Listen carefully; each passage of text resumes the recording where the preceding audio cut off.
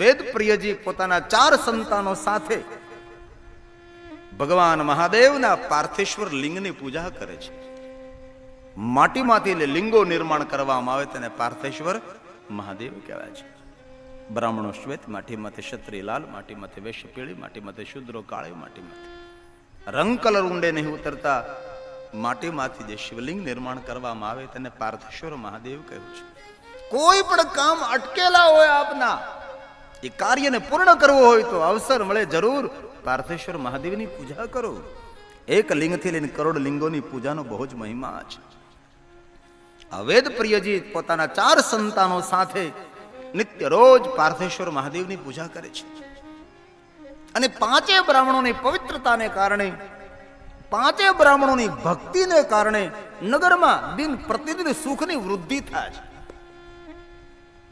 જે નગરના સાધુ બ્રાહ્મણો ભગવાનના ભક્ત હોય, પરોપકારી હોય, જે નગરનો રાજા પુણ્યવાન હોય, તે નગરની પ્રજા દરેક રીતે સુખી રહે છે.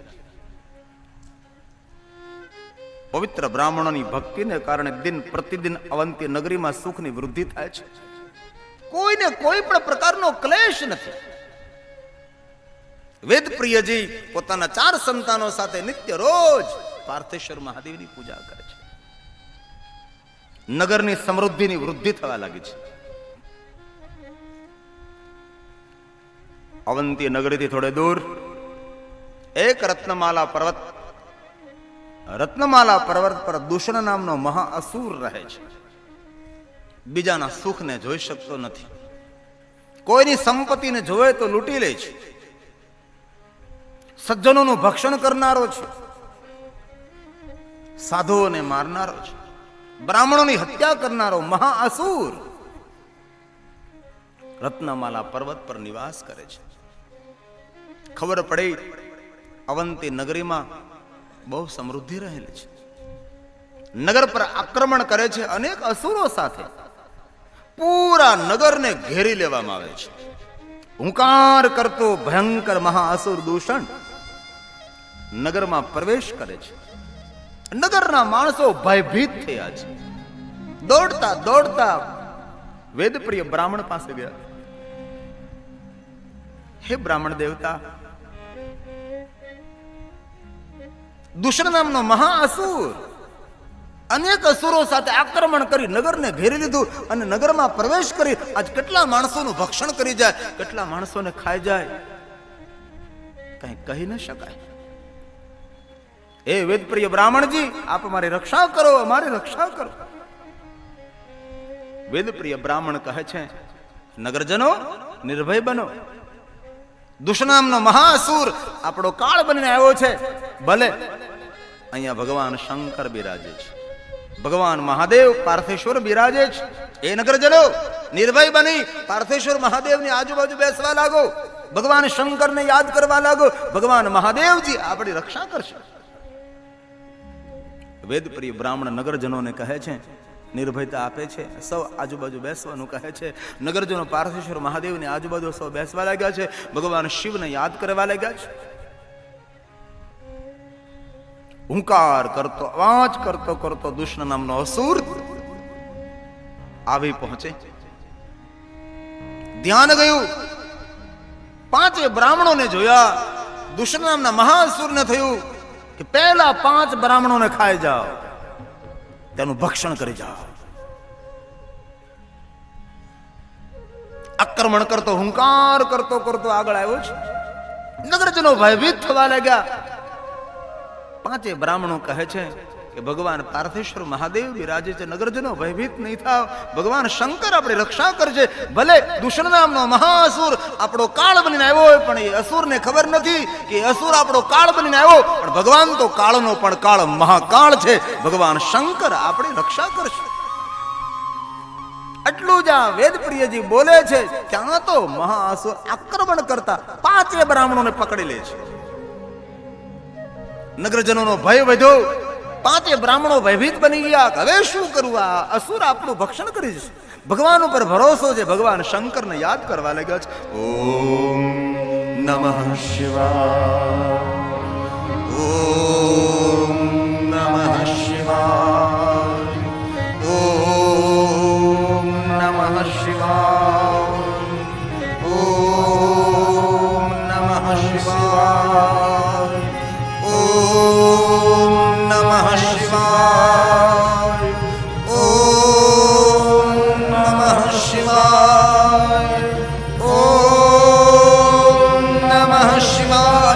મહાદેવ મહાદેવ મહાદેવ રક્ષા કરો રક્ષા કરો. પાંચે બ્રાહ્મણોને ખાવાનો પ્રયાસ કરે. નગરજનો પાંચે બ્રાહ્મણો ભગવાન શંકરને પોકાર કર્યો. ભગવાન મહાદેવ ધરતીના પેટાળમાંથી પૃથ્વીને ફાડી મહાદેવ મહાકાળ રૂપે ભગવાન શંકર પ્રગટ થાય. હુંકાર માત્રથી ધ્વનિ માત્રથી દુષ્ણ નામના મહાસુરને બાળીને ભસ્મ કર્યો. ભગવાન શંકરનું પ્રાગટ્ય થયું છે. ધરતીના પેટાળમાંથી પૃથ્વીના પેટાળમાંથી અગ્નિ જ્વાળાઓ સાથે ભગવાન શંકર પ્રગટ થયા.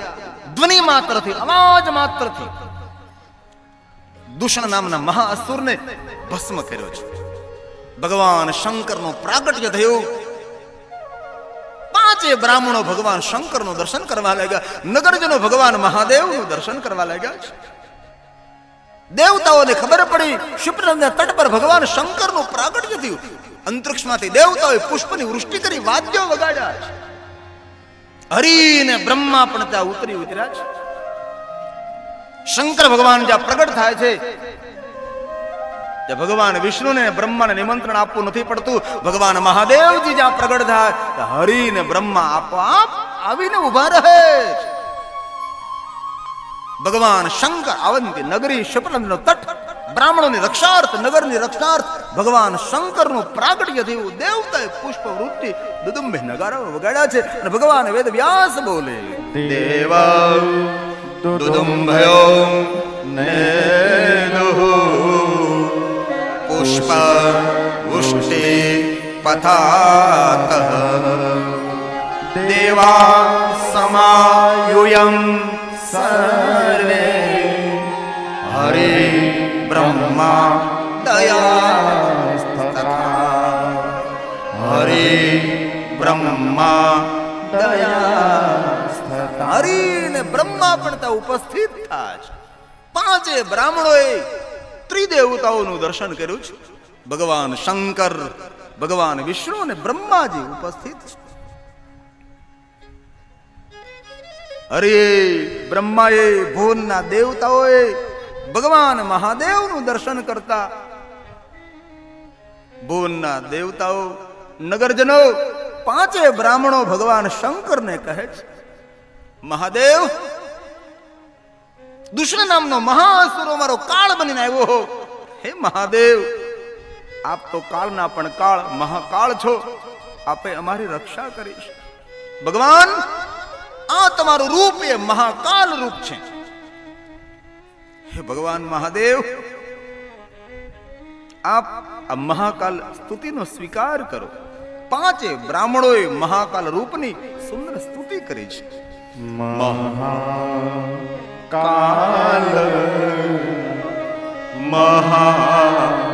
મહાદેવ કાલના પણ કાલ હે મહાદેવ દેવોના દેવ મહાદેવ અનેક ભક્તોની રક્ષા કરી છે. અનેક દુષ્ટોને દંડ મહાદેવ તમે આપ્યા છે. આજ આપ મહાકાલ સ્વરૂપે પરમાત્મા તમે પ્રગટ થયા છે. પાંચે બ્રાહ્મણોના મુખમાંથી ભગવાન મહાદેવ સ્તુતિના શબ્દો પ્રગટ થાય. મહાકાલ મહાદેવ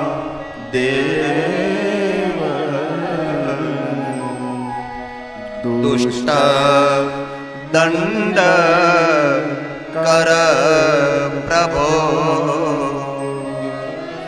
મુક્તિ પર્યસહન શંભો સંસારમ બુદ્ધિતઃ શિવં સંસારમ બુદ્ધિતઃ શિવં. હે મહાદેવ જગતની રક્ષાર્થ માનવ માત્રના સુખ માટે, આપના ભક્તોની રક્ષા માટે હે મહાદેવ આપનું તેજોમય સ્વરૂપ અહીંયા સ્થિર કરો.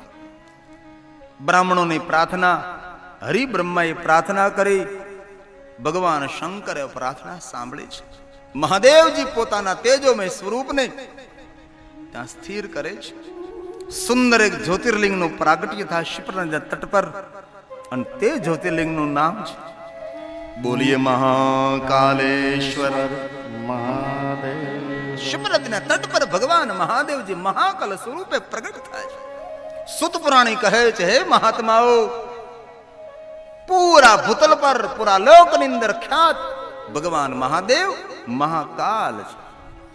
જે કોઈ માનવ મહાકાલેશ્વર મહાદેવનું દર્શન કરે છે, મહાકાલેશ્વર મહાદેવની પૂજા અર્ચન કરે છે, તેના માટે ભગવાન વેદવ્યાસ કહે છે કે તેને સપનામાં પણ કોઈ દુઃખ ના આવે. અરે જાગતો હોય ત્યારે દુઃખ ના આવે, સપનામાં પણ તેને દુઃખની કોઈ અનુભૂતિ નથી.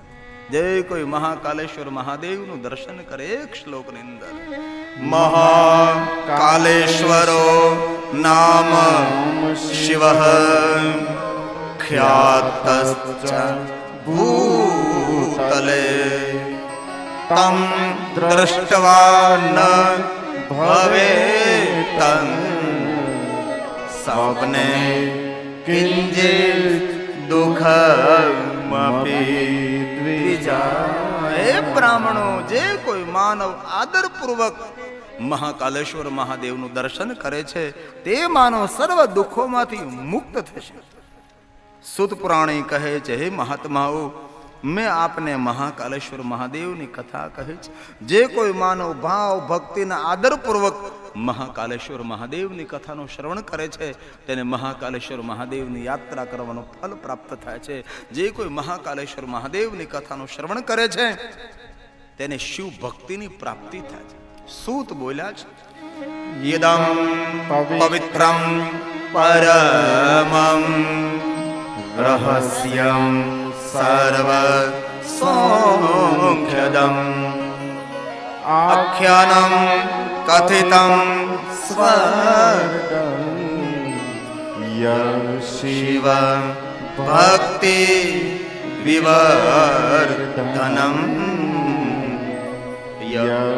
શિવ ભક્તિ વિવર્ધનમ. જે કોઈ આ કથા સાંભળે તેને સ્વર્ગના સુખની પ્રાપ્તિ થશે. જે કોઈ આ કથા સાંભળે છે તેને ભગવાન મહાદેવની ભક્તિ પ્રાપ્ત થશે. સૂત કહે છે, હે મહાત્માઓ, આપ સાંભળો. હવે હું તમને ચોથા જ્યોતિર્લિંગની કથા કહું. ને પ્રયાગ તીર્થમાં મહાત્માઓ કહે છે, હે સૂત પ્રાણી, અમે સાંભળ્યું છે કે નર્મદાના તટ પર ભગવાન મહાદેવ સ્વયંભૂ લિંગ સ્વરૂપે બિરાજે છે. જે લિંગનું દર્શન કરવા માત્રથી સર્વ પાતહારણે જીવનના દરેક પાતકોને ભગવાન શંકર હરી લે છે. એવા ભગવાન મહાદેવના ઓમકારેશ્વર મહાદેવની આપ કથા કહો. મહાત્માઓ સૂતને કહે છે, જ્યોતિર્લિંગ ચતુર્થકમ ચ કૃપયા વદવિતમ ઓમકારે પરમેશસ્ય સર્વ પાતક હારિણ સર્વ પાતક હારિણ. સર્વ પાતકોમાંથી મુક્ત કરનાર ભગવાન મહાદેવ ઓમકારેશ્વર છે. નારદના કહેવાથી વિંધ્યાચલ નર્મદાના તટ પર ઓમકાર નામના ક્ષેત્રમાં કઠિન તપ કરે છે. તપના પ્રભાવથી તેમની સન્મુખ ભગવાન શંકરનો પ્રાગટ્ય થાય છે. ભગવાન મહાદેવ કહે છે, વિંધ્યાચલ વરદાન માગો. વિંધ્યાચલ માગે છે કે હે મહાદેવ, જગતના કલ્યાણ માટે, માનવ માત્રના સુખ માટે નર્મદાના તટ પર હે મહાદેવ આપનું તેજોમય સ્વરૂપ સ્થિર કરો. આપના કોઈ દર્શન કરે, હે પરમાત્મા આપનું કોઈ પૂજન અર્ચન કરે, તે માનવનું કલ્યાણ નહીં પરમ કલ્યાણ થાય. તે હેતુથી ભગવાન યહાં આપ બિરાજો. વિંધ્યાચલની પ્રાર્થનાથી ભગવાન મહાદેવ નર્મદાના તટ પર ઓમકાર નામના ક્ષેત્રમાં ભગવાન મહાદેવજી સ્વયંભૂલિંગ સ્વરૂપે સ્થિર થાય છે અને તે જ્યોતિર્લિંગનું નામ છે બોલીએ ઓમકારેશ્વર મહાદેવ. માં નર્મદાના સામેના તટ પર અસંખ્ય ઋષિઓ ભગવાન શિવનું આરાધન કરે છે. મહાત્માઓને ખબર પડી કે અરે ભગવાન શંકર ભગવાન મહાદેવ નર્મદાના સામેના તટ પર વિંધ્યાચલને દર્શન આપી ભગવાન મહાદેવ સ્વયંભૂ લિંગ સ્વરૂપે ત્યાં પ્રગટ રહ્યા છે. અરે આપણે પણ ભગવાન શંકરના પરમ ભક્ત છે. નર્મદાના સામેના તટ પર ઋષિમુનિઓ ભગવાન શંકરને પુકાર કર્યો, મહાદેવ આપ તે કિનારા પર સ્વયંભૂલિંગ સ્વરૂપે પ્રગટ થયા પરમાત્મા, તે સ્થાને અમે આપનું દર્શન કરવા નિત્ય રોજ કેવી રીતે આવીએ? હે પરમાત્મા, અમે પણ આપના ભક્ત, તેથી અમે આપને વિનંતી કરીએ પરમાત્મા અમને પણ આપ દર્શન આપો. અસંખ્ય ઋષિઓની પ્રાર્થનાથી ભગવાન શંકર નર્મદાના સામેના તટ પર મહાત્માઓને દર્શન આપે છે અને કહે છે, હે ઋષિઓ આપ પણ મારા પરમ ભક્ત છો, તમે વરદાન માગો. સર્વ ઋષિઓ કહે છે, હે મહાદેવ આ નર્મદાનો આટલો વેગથી વહેતો જલ પ્રવાહ અમે તે પાર કેવી રીતે આવીએ? અમારા સૌના મંગલ માટે હે પરમાત્મા નર્મદાના તટ પર યહાં પણ પરમાત્મા પ્રગટ થાવ. ઋષિઓની પ્રાર્થનાથી ભગવાન મહાદેવ માં નર્મદાના બીજા તટ પર સ્વયંભૂ લિંગ સ્વરૂપે પ્રગટ થાય. તેજોમય સ્વરૂપ લિંગ પ્રગટ થાય છે અને તે જ્યોતિર્લિંગનું નામ છે બોલીએ મમલેશ્વર મહાદેવ. બંને લિંગો મળીને એક જ્યોતિર્લિંગ બને છે.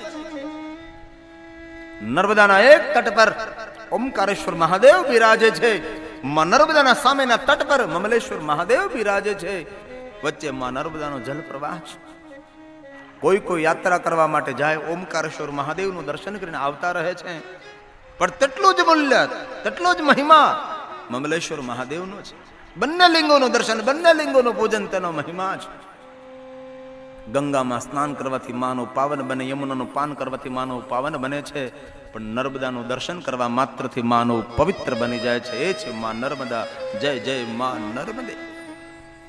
ભગવાન મહાદેવ ઓમકારેશ્વર ભગવાન મહાદેવ મમલેશ્વર મહાદેવ, આ બંનેનું કોઈ દર્શન, કોઈ પણ માના પેટમાં તેને નિવાસ ન કરવો પડે, અનેક દુઃખોમાંથી તે માનવ મુક્ત બને છે.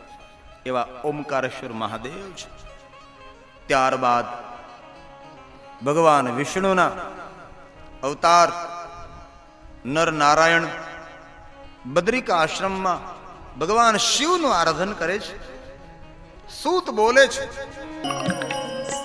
બદ્રીનારાયણથી થોડા દૂર જાઓ, માં સરસ્વતીનું ઉદ્ગમ સ્થાન છે. તેની બાજુમાં સુંદર વ્યાસ ગુફા છે.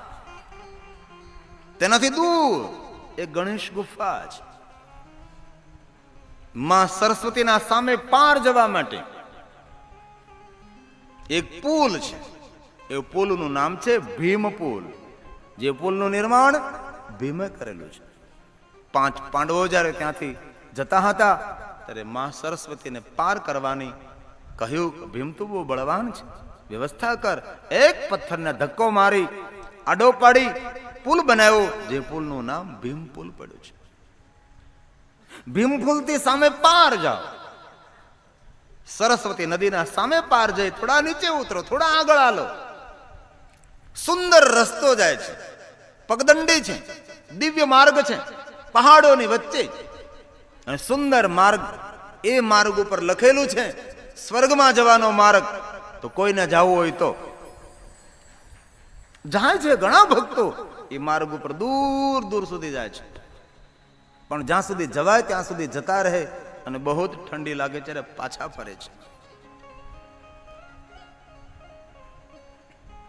ગંગોત્રી, યમનોત્રી, બદ્રીનારાયણ અને કેદારેશ્વર, આ 4 ધામ હિમાલય પહાડના શ્રેષ્ઠ છે. અને પંચ કેદાર છે. હિમાલય પહાડ આખો તીર્થોથી ભરપૂર ભરેલો છે, જે દેવતાઓનું સ્થાન છે. જેને જેને હિમાલય પહાડોની યાત્રા કરી હોય તેવા સાધુ પુરુષોને ખબર હોય હિમાલય પહાડની અંદર કેટલા દિવ્ય સ્થાનો છે. ક્યારેક કેદારેશ્વર મહાદેવ જાઓ તો ગૌરીકુંડથી 15 કિલોમીટરની યાત્રા છે, જ્યાં ભગવાન શિવ અને પાર્વતીના વિવાહ થયા હતા. તે તીર્થનું નામ છે ત્રિયુગી નારાયણ. 3 યુગથી ભગવાન નારાયણતા બિરાજે છે. ભગવાન નારાયણની સાક્ષીએ ભગવાન શિવ અને પાર્વતીના વિવાહ થયા. સુંદર દિવ્ય પહાડોની વચ્ચે, બરફના પહાડોની વચ્ચે સુંદર સ્થાન છે ત્રિયુગી નારાયણ. અનેક ભક્તો ત્યાં જાય છે, ભગવાન નારાયણનું દર્શન કરે છે. સુંદર અગ્નિકુંડ છે. ત્યાંના પહાડના બ્રાહ્મણો એમ કહે છે કે જ્યારે ભગવાન શિવ અને પાર્વતીના વિવાહ થયા હતા ત્યારે ભગવાન શિવ અને પાર્વતીના વિવાહ મંડપની અંદર જે અગ્નિને પ્રગટ કર્યો હતો તે અગ્નિને જીવિત રાખવામાં આવ્યો છે. અને ત્યાંના પહાડના બ્રાહ્મણો રોજ એક કાષ્ટ આપે છે અગ્નિને. અગ્નિ જીવિત રહે છે. કોઈ પણ આશ્રમમાં કોઈ પણ ધૂણાની અંદર અખંડ અગ્નિ રાખવાનો હોય તો અનેક મહાત્માઓ ત્યાંથી અગ્નિને લાવવામાં આવે છે અને ધૂણામાં અગ્નિ સ્થાપિત કરવામાં આવે છે. તો ક્યારે અવસર મળે તો હિમાલય પહાડની યાત્રા કરો. ત્રિયુગી નારાયણ જવાનો બહુ જ મહિમા છે. થોડું દૂર છે, 15 કિલોમીટર દૂર પહાડોની વચ્ચે જ એક છોટી પર ભગવાન ત્રિયુગી નારાયણ બિરાજે છે.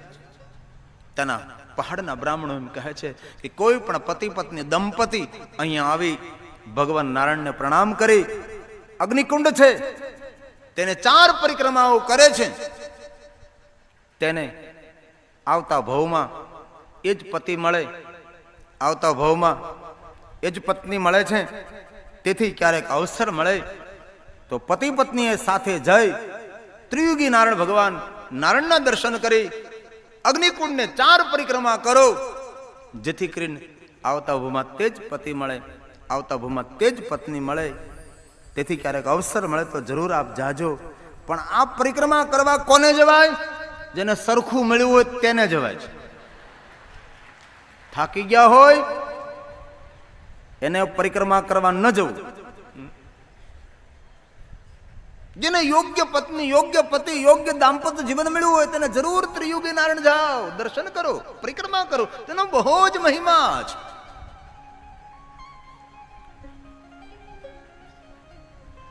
બાકી થાકી ગયા હોય ને દૂરથી પગે લાગી લેવું, ત્યાં આવવું નથી, એવી પ્રાર્થના કરી કે આવતો ભગવાન ન મળે. ઘણા પુરુષો થાકી જાય, ઘણી નારીઓ પણ થાકી ગઈ હોય અને ભાગ્યે જ કોઈને સમાન અને સરખા વિચારવાળા દંપતિ બહુ જ ઓછા હોય છે.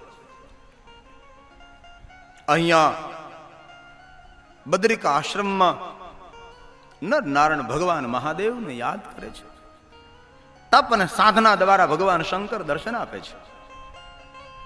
માગવાનું કહે છે, માગણી કરે છે, પ્રભુ આ સામેનો જે પહાડ છે ને પહાડનું નામ છે કેદાર નામનો પહાડ. એ કેદાર પહાડ પર બાબા આપનું તેજોમય સ્વરૂપ સ્થિર કરો. નર નારાયણની પ્રાર્થનાથી ભગવાન મહાદેવજી કેદાર નામના પહાડ ઉપર સ્વયંભૂલિંગ સ્વરૂપે પ્રગટ થાય છે અને સુંદર શિવલિંગનું પ્રાગટ્ય થાય. અને જે જ્યોતિર્લિંગનું નામ છે બોલીએ કેદારેશ્વર મહાદેવ. 5 પાંડવો દર્શન કરવા માટે આવે છે. ભગવાન શંકર કસોટી કરે છે, પાડાનું રૂપ લે, પશુનું રૂપ લે, ભાગવાની તૈયારી કરે છે. ભીમની નજર પડી, ભીમ પાછળ પડે છે, પાડાનું પૂંછડું પકડે છે. ભગવાન અદ્ભુત લીલા કરે, મસ્તક તૂટે છે. મસ્તક તૂટીને ઉડીને હિમાલય પહાડને સામે પાર નેપાલ દેશમાં પડે છે. ત્યાં એક સ્વયંભૂલિંગ સ્વરૂપ પ્રગટ થાય અને તે લિંગનું નામ છે બોલીએ પશુપતિનાથ મહાદેવ. કોઈ માનવ અસમર્થ હોય, કેદારેશ્વર મહાદેવનું દર્શન ન કરી શકે, નેપાલ દેશમાં પશુપતિનાથ મહાદેવનું દર્શન કરે તો તેમને કેદારેશ્વર મહાદેવના દર્શનનું ફલ પ્રાપ્ત થાય છે. સુત પુરાણી કહે છે, હે મહાત્માઓ, જે કોઈ આ કેદારેશ્વર મહાદેવ પશુપતિનાથ મહાદેવને યાદ કરે છે, કથાનું શ્રવણ કરે છે, તેના મનમાં જે કાર્યો વિચાર્યા હોય એ બધા જ કાર્યો તેના સફળ થશે. આવી રીતે મહાત્મા ગાયું છે, એતદ વચહં સમાખ્યાતં યત પુષ્ટં ઋષિ સતમઃ શ્રુત્વા પાપં હરેત સર્વં નાત્ર કાર્યા વિચારણા નાત્ર કાર્યા વિચારણા. મનમાં જે કાર્યો વિચારો એ બધા જ કાર્યો ભગવાન કેદારેશ્વર મહાદેવ પશુપતિનાથ મહાદેવને યાદ કરવા માત્રથી આપણા કાર્યો બધા પૂર્ણ થાય છે. મનમાં જે વિચારે રાખ્યા હોય એ સર્વ કાર્યો સફળ થાય છે. આવો કેદારેશ્વર મહાદેવનો અદ્ભુત મહિમા છે. પશુપતિનાથ મહાદેવનો અદ્ભુત મહિમા છે. જે કથાનું શ્રવણ કરવા માત્રથી આપતી વિપત્તિઓ ટળી જાય છે. આવતી જે આપતી છે એ સર્વમાંથી મુક્તિ મેળવવા માટે ભીમાશંકર મહાદેવની કથાનું શ્રવણ કરો. સૂત બોલે છે પરમ પ્રવક્ષ્યામિ મહાત્માયં ભીમ શંકરમ યસ્ય શ્રવણ માત્રેણ સર્વાભીષ્ટં લભે નરઃ સર્વાભીષ્ટં લભે નરઃ. જે કોઈ ભીમાશંકર મહાદેવની કથાનું શ્રવણ કરે છે તેને મૂલ્યવાન ફલોની પ્રાપ્તિ થશે. સૂત કહે છે, હે મહાત્માઓ સાંભળો આપ. સહાય પર્વત પર ભીમ નામનો એક અસુર રહે છે. ભયંકર મહાઅસુર છે. સહાદ્રી પર્વત પર ભીમ નામનો અસુર પોતાની માતા કર્કટીને કહે છે, માં કેટલા સમયથી તારી સાથે રહું છું. માં તે મને કોઈ દી મારા પિતાની ઓળખાણ ન કરાવી. મારો પિતા કોણ છે? કર્કટી કહે છે, ભીમ તારા પિતાનું નામ છે કુંભકર્ણ. ક્યાં છે મારો પિતા? મારે તેને મળવું છે. કર્કટી કહે છે, ભીમ તારા પિતાને દેવતાઓએ મૃત્યુ દંડ આપ્યો છે. અરે દેવતાઓની આ હિંમત, યુદ્ધ કરો તેમની સાથે, મારા પિતાના મૃત્યુનો બદલો લો. કર્કટી કહે છે, ભીમ દેવ બળવાન હોય છે, દેવના મૃત્યુ ન હોય. આપણા મૃત્યુ લખાયેલા છે. તું તારા પિતાનો મૃત્યુનો બદલો ન લઈ શકે તો શું કરું માં? મને કહે. સાંભળ ભીમ, તારે જો તારા પિતાના મૃત્યુનો બદલો લેવો હોય તો તપ કર. કોનું તપ કરું? બ્રહ્માનું. વરદાન માગ. કેવું વરદાન માગું? અમર બનવાનું. સાંભળ ભીમ, અમર બનવાનું વરદાન બ્રહ્મા ન આપે તો અતુલ બલ માગજે. ભલે. કર્કટના કહેવાથી ભીમ નામનો અસુર બ્રહ્માનું કઠિન તપ કરે છે. એક પગ ઊંચો રાખે છે, એક હાથ ઉપર રાખે છે, દ્રષ્ટિ સૂર્યની સામે રાખે છે. આવી રીતે 1000 વર્ષ સુધી ભીમ નામનો અસુર તપ કરે છે. પહેલા બહુ લાંબી આયુ હતી, તેથી 1000 વર્ષનું વર્ણન થયું છે. ભીમના તપના પ્રભાવથી ભીમના અંગમાંથી અગ્નિ જ્વાળાઓ પ્રગટ થઈ છે. ત્રિલોકીમાં દાહ લાગવા લાગ્યો છે. દેવતાઓ નથી એવું કરે. આ શું જોયું? અરે ભીમ નામનો અસુર એટલું કઠિન તપ, અંગમાંથી અગ્નિ જ્વાળો. આ શું? ત્રિલોકીના દેવતાઓ ભયભીત થયા છે. બ્રહ્માજીની પાસે ગયા છે અને કહેવા લાગે છે, બ્રહ્મા ભીમ નામનો અસુર તમારું તપ કરે છે અને તપના પ્રભાવથી અંગમાંથી અગ્નિઓ પ્રગટ થઈ ત્રિલોકીમાં દાહ લાગવા લાગ્યો છે. બ્રહ્મા આપ ભીમ નામના અસુરને દર્શન આપો. ભીમ નામનો અસુર જો તપ કરતો હોય ને તેના અંગમાંથી અગ્નિ જ્વાળાઓ પ્રગટ થતી હોય તો સાત્વિક માણસ, કોઈ પવિત્ર માણસ તપ કરે તેને જરૂર કોઈ ઉર્જા હોય છે, તેમનું કોઈ આવા મંડળ હોય, તેમના કોઈ વાઇબ્રેશન હોય છે, તપનો એક પ્રભાવ હોય છે. દેવતાએ બ્રહ્માને કહ્યું ને બ્રહ્મા ભીમ નામના અસુરની સામે પ્રગટ થાય છે. બ્રહ્મા કહે છે, ભીમ હું બ્રહ્મા પ્રસન્ન છું, વરદાન માંગુ. ભીમ નામનો અસુર કહે છે, બ્રહ્મા આપ જો મારા પર પ્રગટ ને પ્રસન્ન થયા હો તો મારું મૃત્યુ ન થાય, અમર બનવાનું મને વરદાન આપો. બ્રહ્મા કહે, જેનો જન્મ તેનો મૃત્યુ છે. હું તને અમર બનવાનું વરદાન ન આપી શકું. બીજું કોઈ વરદાન માગી શકે છે? બ્રહ્મા અતુલ બલ આપો, મારી તુલનામાં ભુવનમાં કોઈનું બલ ન હોઈ શકે. તપને આધીન દેવી દેવતાઓ બ્રહ્માજીએ ભીમ નામના અસુરને અતુલ બળ આપ્યું, જેની તુલનામાં કોઈ બળ નથી. બ્રહ્માજી પાસેથી બળ પ્રાપ્ત કર્યું છે. ભીમ પાસે બળ છે પણ બુદ્ધિ નથી. અતુલ બળનો સદુપયોગ નહીં, દુરુપયોગ થયો છે. પહેલો પ્રહાર મંદિરો ઉપર કર્યો છે અને મંદિરો તોડવા લાગ્યો છે. ઋષિ મુનિઓની હત્યા કરવા લાગ્યો છે. બ્રાહ્મણો યજ્ઞ કરતા હતા, બ્રાહ્મણોને પકડીને યજ્ઞ કુંડમાં હોમવા લાગ્યો છે. ભયંકર હાહાકાર મચાવી દીધો છે. ધર્મનો વિરોધ કરવા લાગ્યો. અનેક ધર્મી રાજાઓને જીતતો આગળ વધવા લાગ્યો. યુદ્ધ કરતો કરતો આગળ વધતો જાય, રાજાઓને કેદમાં પૂરતો જાય, ધન લૂંટતો જાય છે. દક્ષિણ દિશા તરફ પ્રવેશ કરે છે. દક્ષિણ દિશામાં મહાન શિવ ભક્ત કામેશ્વર રાજા થયા છે. એ કામેશ્વર રાજાના નામથી ઓળખાય દેશ કામરુદેશ. કામેશ્વર રાજાના વંશની પરંપરામાં કામરુદેશના રાજાને રાણી સુદક્ષિણ અને દક્ષિણા છે, જે ભગવાન મહાદેવના પરમ ભક્ત છે, શંકર ભગવાનના પરમ ઉપાસક છે. ભગવાન મહાદેવની નિત્ય પૂજા કરે છે. ભગવાન શંકરની પૂજા અર્ચન દર્શન કર્યા બાદ મુખમાં જલ મૂકે આવા શંકર ભગવાનના પરમ ભક્ત છે. કામરુદેશ પર આક્રમણ કરી યુદ્ધ કરી કામરુદેશને જીતી લીધો છે. સુદક્ષિણે દક્ષિણાને પકડી કેદમાં પૂરી દીધા. કામરુદેશનો રાજા બની ગયો ભીમ નામનો અસુર. સુદક્ષિણે દક્ષિણાને કેદ પડી છે.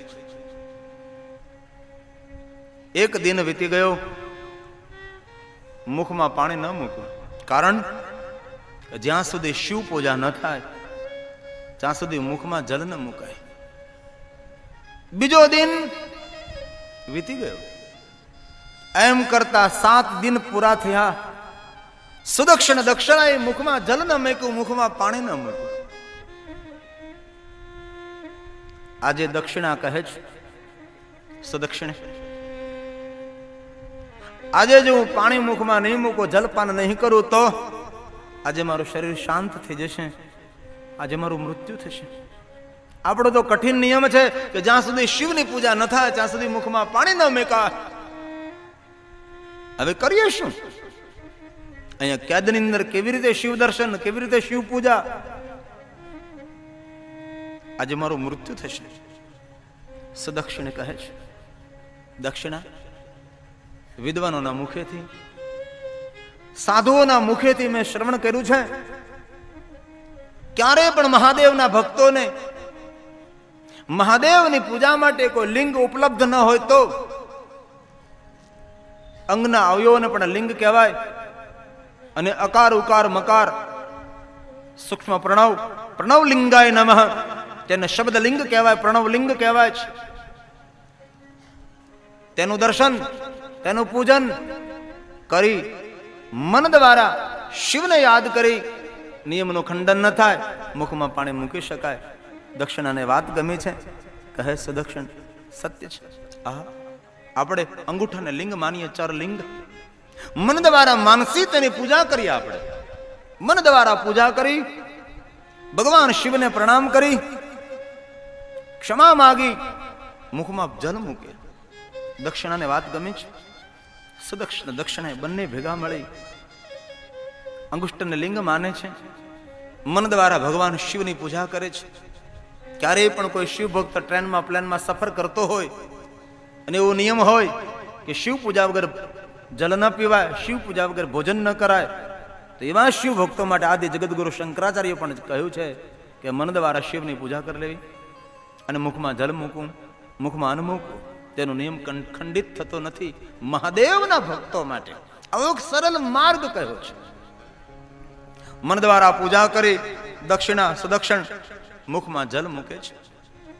રોજ ભગવાન શિવને યાદ કરે, શિવનું મન દ્વારા પૂજન કરે છે. કેદની અંદર, જેલની અંદર ભગવાન શિવની ભક્તિ કરવા લાગ્યા, મહાદેવને યાદ કરવા લાગ્યા છે. દિન અને રાત ભગવાન મહાદેવનું ભજન કરે છે. જે પહેરેદારો હતા તેનું ધ્યાન ગયું કરે. આ સુદક્ષિણ દક્ષિણા તો કઈ બોલે છે, એવું કઈ બોલે છે અમને ભય લાગે છે.